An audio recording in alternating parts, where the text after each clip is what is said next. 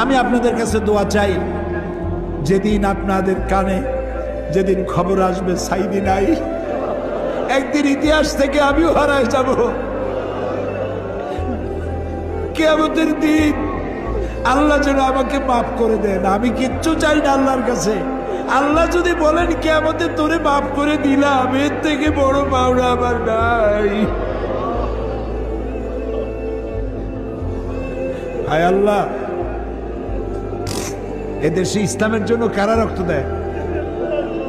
আল্লাহ, এ জমিনে ইসলামের জন্য কারা মার খায়? এ জমিনে ইসলামের জন্য রাস্তায় রাস্তায় জীবন দেয় কারা? তুমি কি চেনো না? আল্লাহ, ষড়যন্ত্রকারীদের সব ষড়যন্ত্র থেকে তোমার গোলামদেরকে তুমি হেফাজত করো, তোমার কুদরতের চাদরটা দিয়ে হেফাজত করো।